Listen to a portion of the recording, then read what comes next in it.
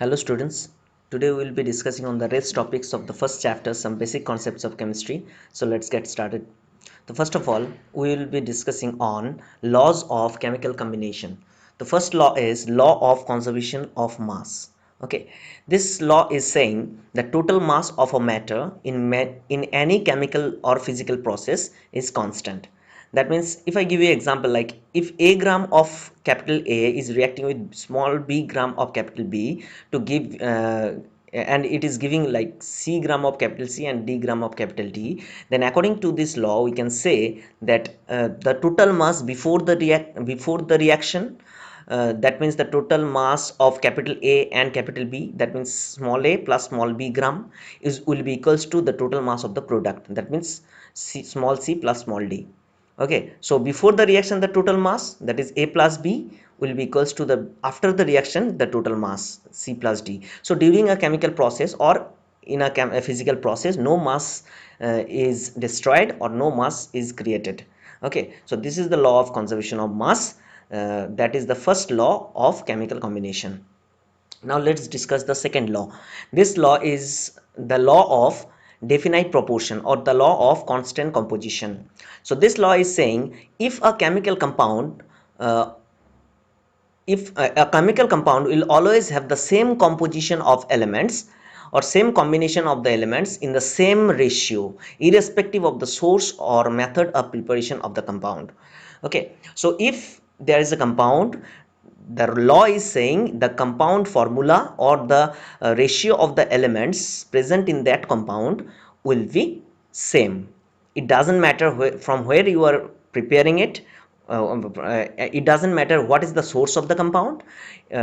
If the matter is same, the combinations of the elements will be same or their corresponding amounts present in that compound will be same. So if I give you example, like in water, the ratio of the amount of hydrogen and the ratio of the amount of oxygen will be equals to 2 is to 16, because in water there are two atoms of hydrogen and there are 2 gram of hydrogen, because hydrogen has atomic mass 1 AMU or 1 gram and oxygen 16 AMU. So what will be the mass ratio of hydrogen and oxygen? That will be 2 is to 16, that means 1 is to 8.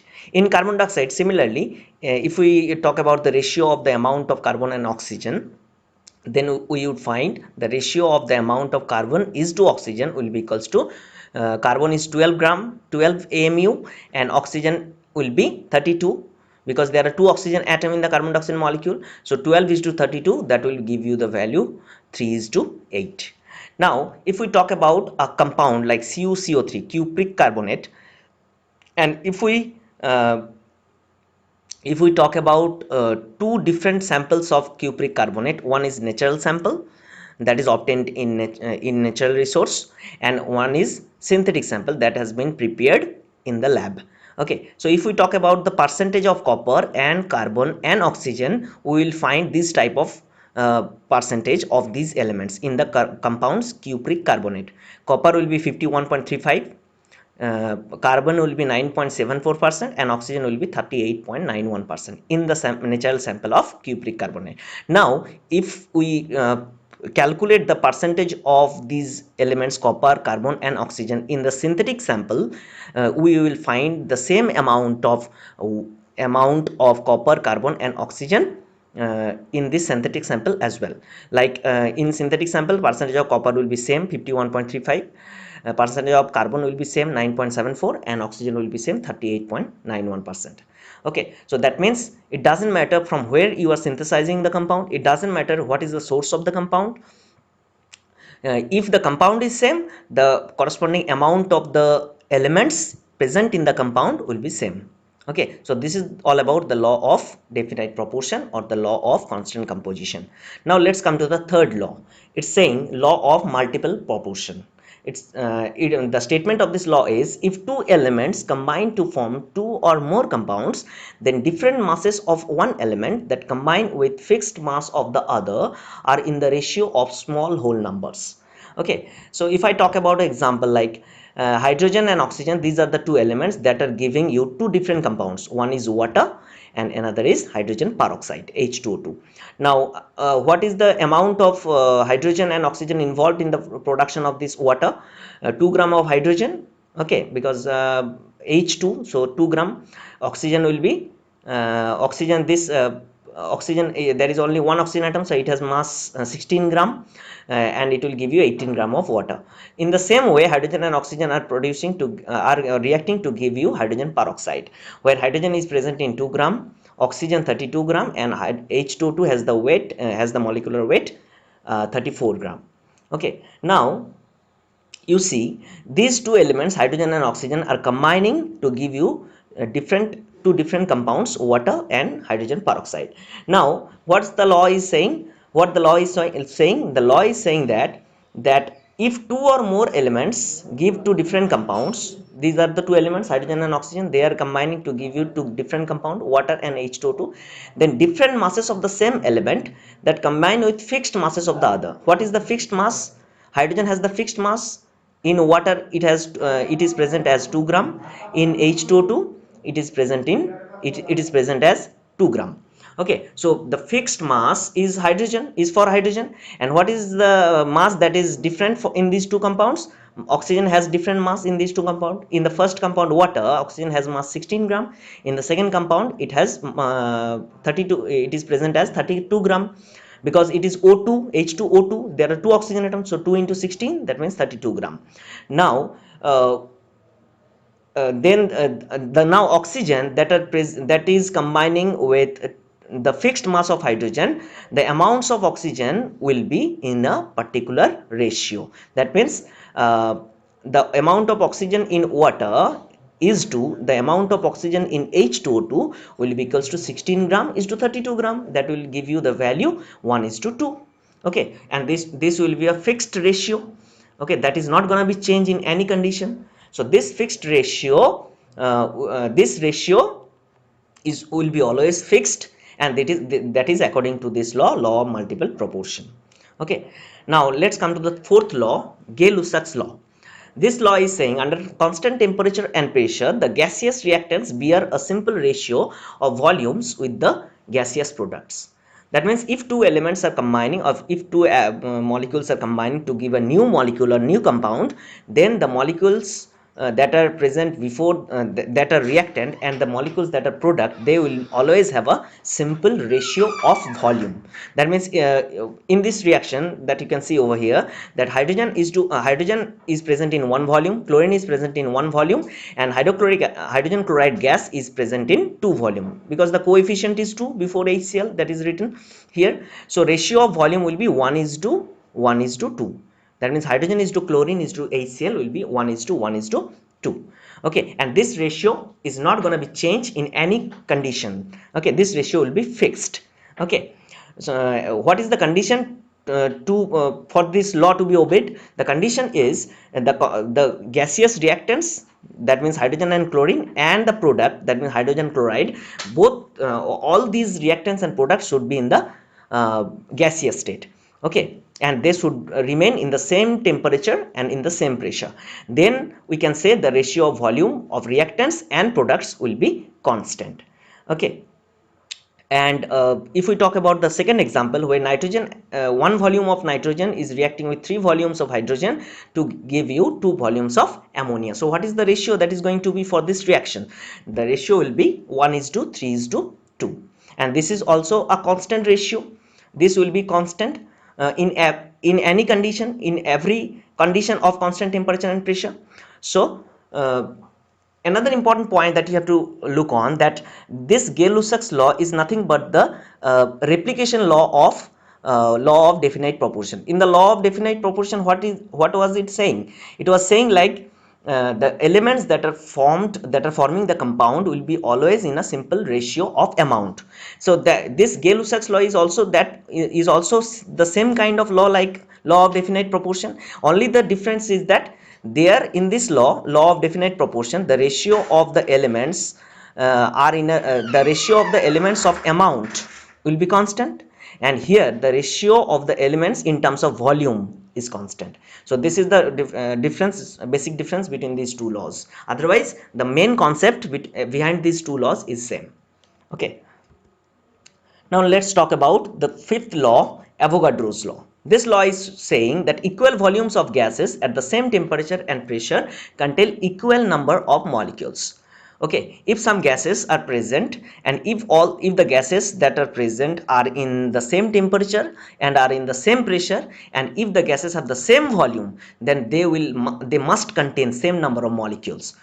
If I give you example, like here you can see the three gases, hydrogen, oxygen and carbon dioxide, where hydrogen and oxygen and carbon dioxide, all these three gases are kept in the same temperature and in the same pressure.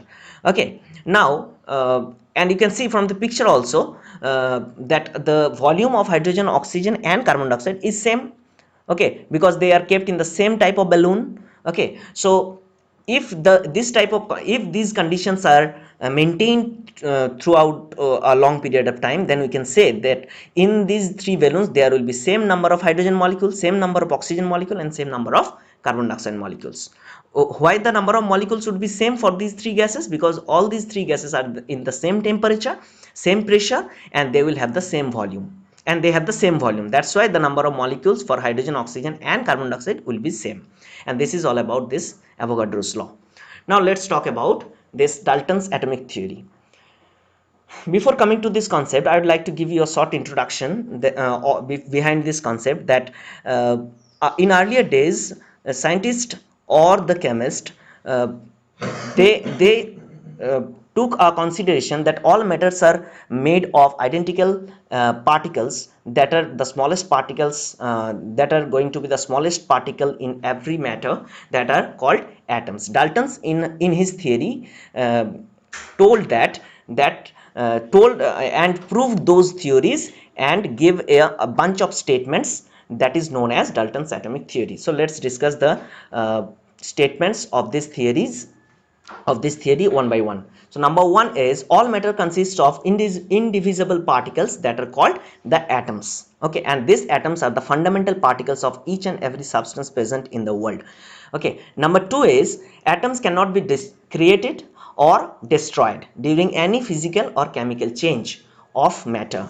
Okay, we have already discussed this law, that in the law of conservation of mass, that that masses cannot be created or destroyed during a physical or chemical processes. So this atoms of given this second law, statement of Dalton's atomic theory is actually obeying the law of conservation of mass, right? Number three statement was that atoms of given element are identical in mass and properties, and atoms of different elements are different. So, because if I give you example, like if I talk about a particular element like sodium, so all the atoms present in the sodium matter will be same, and they will be identical in terms of mass, also in terms of properties, chemical properties also. But atoms of different elements, like if I talk about two different elements like sodium and potassium, so atoms of sodium and the atoms of potassium, they will be different from each other, either in mass or in chemical properties. Okay, so this is the law, this is the third statement for Dalton's atomic, for this atomic theory.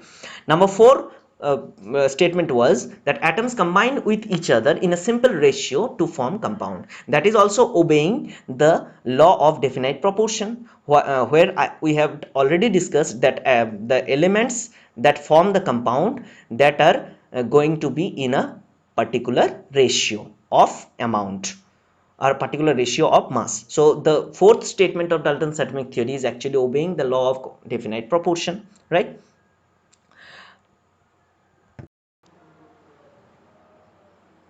So let's discuss the next topic, atomic mass. So uh, one second. So mass of atom is exceptionally very small quantity. It is so small that it is we can't think about the exact mass of an atom uh, as a discrete way, because it is beyond our imagination. So hence, to express this, or to express the mass of an atom, we need some unit. Okay, the unit that is used uh, for mass of atom is called the AMU, or unified mass. AMU stands for atomic mass unit, or you can say unified mass, that is abbreviated as small u. Okay, these are the units of mass of atom. In earlier days, scientists used hydrogen and oxygen as the reference weight to calculate the atomic mass of a substance. But later on, IUPAC, this organization accepted, this organization rejected these references, and they said that the modern, and they assigned the modern reference for calculating the atomic mass is the carbon 12. Okay, the earlier references hydrogen and oxygen were not were rejected because of their reactivity, because they are very reactive in nature. Okay, and they exist in different isotopic forms in atmosphere. That's why they started to use 12 carbon or carbon 12 isotope as reference to calculate the atomic masses, and the carbon 12 isotope had been assigned a mass of 12 AMU, a mass of 12 AMU as the exact mass recommended by this IUPAC. Okay, now after recommending the exact mass of 12 carbon 12 isotope, that is 12 AMU, we can easily think of the unit 1 AMU, and that is going to be the 1/12th of the mass of carbon 12 isotope, because 12 AMU is the if 12 AMU is the mass of carbon 12 isotope, so its 1/12th mass will be is gonna be the 1 AMU mass or 1 U mass. So 1 AMU or 1 U is defined as the 1/12 or 1/12th of the mass of carbon 12 isotope. Okay, that means the mass of carbon 12 isotope divided by 12. Okay, in modern days there are a lot of instruments that are used to calculate the exact mass of an atom, like mass spectrometer. Okay, so like mass spectrometer, in these instruments, if we use these instruments, then those instruments can give us the exact mass of an atom. So exact mass of carbon 12 isotope is actually 1.9924 into 10 to the power minus 23 gram. Okay, now if we want to calculate the exact mass of 1 AMU or 1 U, that is going to be 1 AMU or 1 U will be equals to mass of 1 carbon 12 isotope, that is 1.9924 into 10 to the power minus 23 divided by 12. That will give you the mass 1.66 into 10 to the power minus 24 gram. And if we want to convert it into kg unit, then it will be like 1.66 into 10 to the power minus 27 kg. So that is the conversion of 1 AMU into gram or kg. 1 AMU equals to 1.66 into 10 to the power minus 24 gram, or 1.66 into 10 to the power minus 27 kg. Now let's discuss the average atomic mass. We know that maximum elements exist in different isotopic forms in atmosphere. Okay, so it's very difficult to assign the exact atomic mass of an element, because they exist in different atomic different isotopes, and each isotope has different mass. So that's why we have to take the consideration of average atomic mass, where the average atomic mass, that is going to be the atomic mass of different isotopes into their relative abundances. Okay, every element, every isotope has a particular relative abundances. In that percentage of abundance, they exist in nature, right? Like if I talk about carbon 12 isotope, carbon isotopes, then we will find three isotopes: carbon 12, carbon 13, and carbon 14. So carbon 12 has the relative abundance 98.892%, carbon 13 1.108%, and carbon 14 2 into 10 to the power minus 10%. And what are their atomic masses? Carbon 12 has the atomic mass in the AMU unit 12 AMU. Carbon 13 has the atomic mass 13.0035 AMU, and carbon 14.00317. So average atomic mass of carbon, that is going to be will be we know that average atomic mass means atomic mass of different isotopes into their relative abundances, and we have to sum up all these parameters, and we will get the average atomic mass of that element. So it will be 12, that means atomic mass of carbon 12 into 98.892%, that means 0.89 0.98892 plus 13.0035 into this relative abundances, that means 0.01108, and plus 14.00337 into 2 into 10 to the power minus 12, because it is 2 into 10 to the power minus 10%. So if I divide it by 100, so we will get 2 into 10 to the power minus 12. So average atomic mass, if we calculate by using this formula, we will get the value 12.011 AMU. Now let's talk about the molecular mass or molecular weight, or you can say it is the molar mass of that compound. So all these terms are similar: molecular mass, molecular weight, or molar mass. So first of all, the simple definition is that it's the sum of the atomic masses of all the elements present in a molecule. Okay, so we know that every molecule consists of elements, and every element has a definite atomic mass. So if we add up, or if we sum up all the atomic masses present in a given molecule or given compound, then we will find the exact molecular weight or molecular mass of that compound. Like if I give you example, CH4 methane. In the methane molecule, carbon has the atomic mass 12 AMU, and there are 4 hydrogen atoms, so 4 into 1 AMU or 4 into 1 U, and that will give you 16 AMU value. So molecular weight of methane will be 16. So for water, in the same way, we can calculate the molecular weight of water. Like there are 2 hydrogen atoms, so 2 into 1 U, atomic mass of hydrogen is 1 U, and oxygen is 16 U, so total it will give you 18 U or 18 AMU. For glucose, it is the molecule, it's the formula of glucose C6H12O6, where if we calculate the molecular weight, then it will be 6 into 12 plus 12 into 1 U plus 6 into 16 U, and it will give you the value 180 AMU. Okay, now let's talk about the formula mass. What is formula mass? In chemistry, you will find some molecules, or you will find some chemical species which doesn't exist in a discrete manner, which does not exist in a discrete manner, rather they exist in different exist in different entities. Like if I talk about some salts, like where anions and cations are differently present in space in a 3D arrangement, where you can see in this picture that this blue circles are this blue spheres are the cations, and the green spheres are the anions, and they are not present together as a entity, or they are not present together as a particular molecule. They exist in different entities. That means cation, the blue one, and the green one, anion, they exist in different entities, and this is the arrangement of the cations and anions in space or in 3 dimension.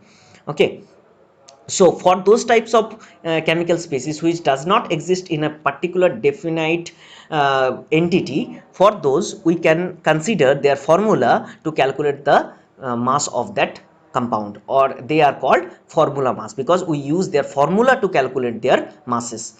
Okay, if I talk about this if I talk about the compound of this type, like NaCl is a salt where sodium plus and Cl minus are the cations and anions, and this NaCl doesn't exist as a single entity, as a molecule in 3 dimension. Rather they exist in different entities like cations and anions that are present in this way in 3 dimension. So for NaCl, we will use the formula of NaCl, that is we will use the formula of sodium chloride, that is NaCl, to calculate the mass. So sodium has the atomic mass 23 AMU, and chlorine has the atomic mass or atomic weight 35.5 AMU, so it will give you 58.5 AMU.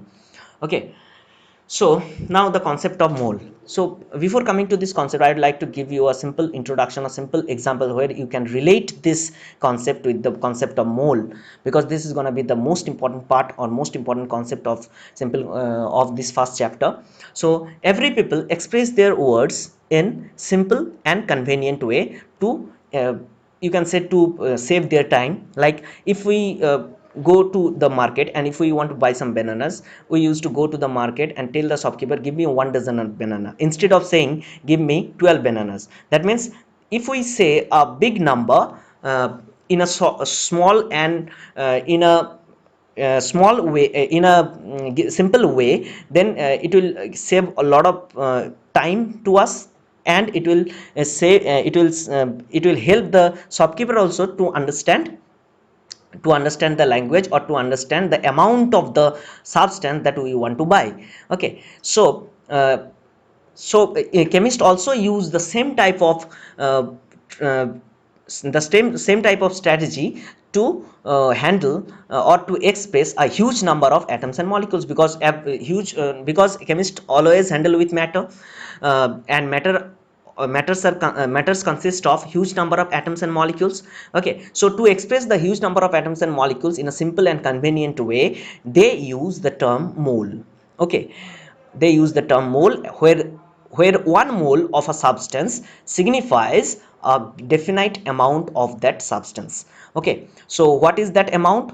1 mole is the amount of a substance that contains same number of chemical units. Chemical units means it could be an atom, could be a molecule, could be ions. Okay, 1 mole of a substance or 1 mole of any substance will contain the same number of chemical units as they are present, as there are atoms in 12 gram of carbon 12 isotopes. Okay, it is saying that 1 mole of every substance or 1 mole of any substance contain that number of chemical units which are present in 12 gram of carbon 12 isotope as atoms. Okay, like if I give you example, or if I illustrate this point, like say this number of chemical units that we have talked about in this rule or in this statement, say it is Na. Okay, Na is the number of chemical units that is present in 1 mole of a substance. Let's imagine that Na is the number of chemical units that are present in 1 mole of a given substance. Okay, so according to this statement, Na will be equals to the number of atoms present in 12 gram of carbon 12 isotope, because in the law, in this statement it is saying that 1 mole of the amount, 1 mole is the amount of that substance that contains same number of chemical units, that will be equals to the number of atoms present in 12 gram of carbon 12 isotope. That means if Na is the number of chemical units, so obviously Na will be equals to number of atoms present in 12 gram carbon 12 isotope. So as we know that one carbon 12 isotope has the mass 1.9924 into 10 to the 1 minus 23 gram. So Na number of carbon 12 isotopes will have mass 1.9924 into 10 to the power minus 23 into Na. So this is going to be the mass of 12 gram of carbon 12 isotope. So we can say this mass is nothing but 12 gram, right? Because in 12 gram carbon 12 isotope, how many atoms are there? Na number of atoms are there. So in Na number of carbon 12 isotopes, if the mass is this, Na number of carbon 12 isotopes have the mass is this. So this must be equal to the mass of 12 gram.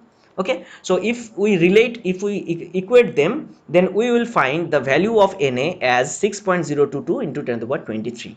That means 1 mole of every substance contains 6.022 into 10 to the power 23 number of atoms or number of molecules or number of ions. So this is going to be the most important uh, and fundamental statement of this chapter.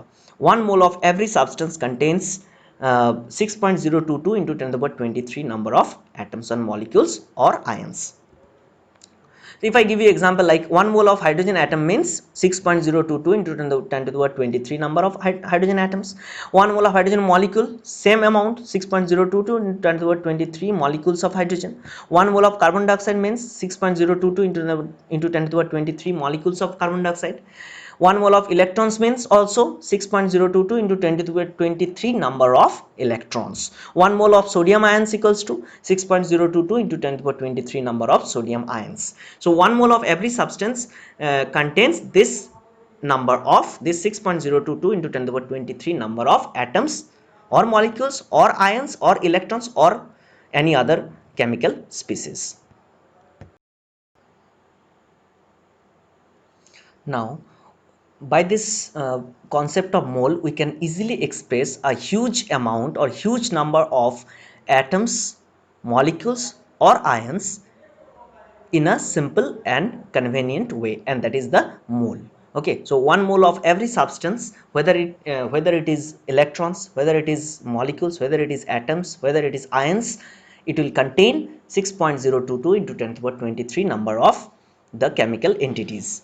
Okay, now if we talk about the molar mass, okay, what is molar mass? Molar mass is the mass of 1 mole of a substance that is expressed in gram unit. Okay, if I talk about the molar mass of carbon dioxide, that will be equals to 12 plus because carbon has the atomic mass 12 and there are two oxygens, so 2 into 16, so it will be 44 gram. So 44 gram, the exact unit is 44 gram per mole, because it is the amount, or it is the mass of 1 mole substance, that is called the molar mass of carbon dioxide. So 44 gram per mole, this is going to be the molar mass of carbon dioxide, or you can say 44 is the 44 gram is the mass of 1 mole carbon dioxide.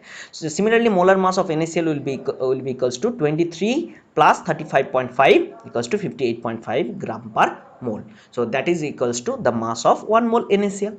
So if we talk about the next topic, that is the percentage composition, it's very simple. It is actually the mass percentage of each and every element present in a compound. If I give you example, let me give you example, like if the molecule is AB2, where A is an element and B is an element, then we can say the mass percentage of A, that will be equals to atomic mass of element A divided by the total mass of the molecule AB2 into 100.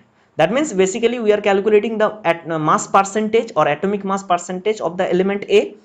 Okay, so similarly, if I go for the mass percentage of element B, that will be equals to atomic mass of element B into 2, because there are two B atoms that are present in the AB2 molecule. So atomic mass of B into 2 divided by total mass of AB2, that and into 100. If I give you example like mass percentage of carbon in carbon dioxide molecule, that will be equals to atomic mass of carbon, that is 12, divided by total mass of the carbon dioxide molecule, that is equals to the molar mass of carbon dioxide, that is 44. So 12 by 44 into 100, that will give you the value 27.27%.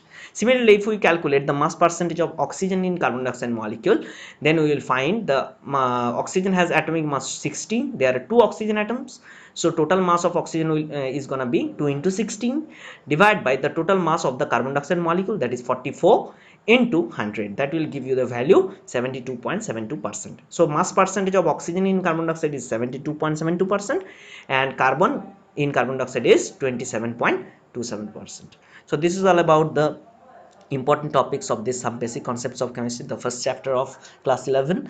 The rest topics of this chapter will be coming up in the next week. Till then, thank you so much for watching this video. Thank you.